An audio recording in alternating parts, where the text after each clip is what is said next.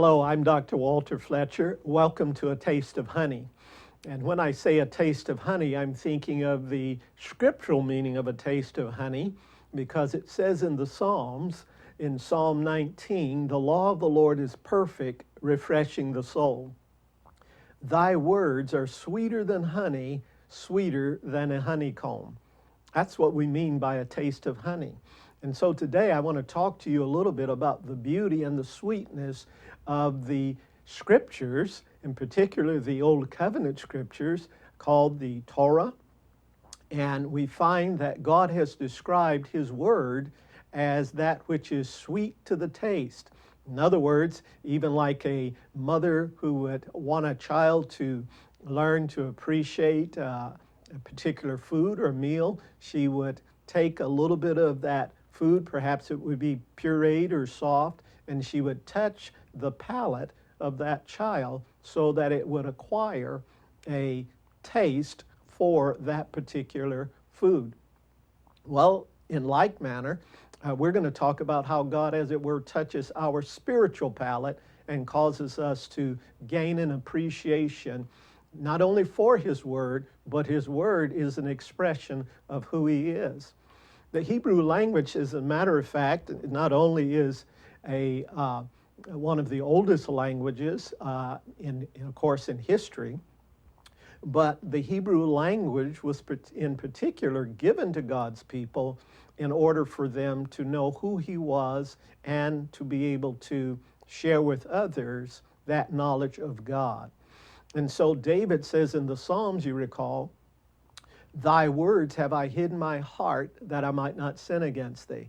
He's talking about God's word being hid in his heart in order that he could regulate his life relationally, because the Hebrew language is a relational language. And if I want to get to know God and know who God is, then I'm going to have to know Him through His word. One of the things that we know that's distinct, there are 22 Hebrew letters in the Hebrew alphabet as opposed to 26 in our English alphabet. And there's a reason for that.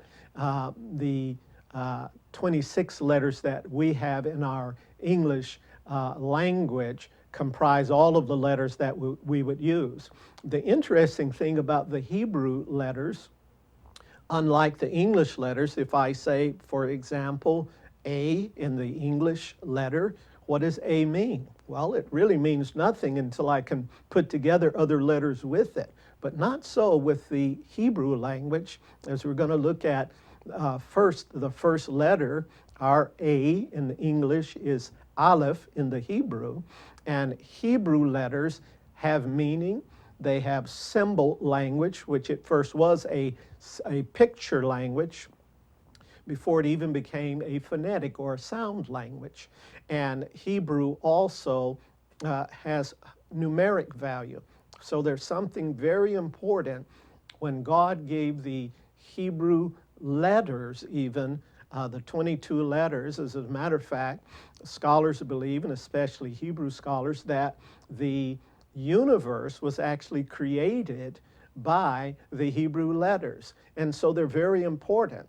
And we can even see that within the Hebrew language that there is a relational connotation to each one. So we're going to enjoy looking at these with you.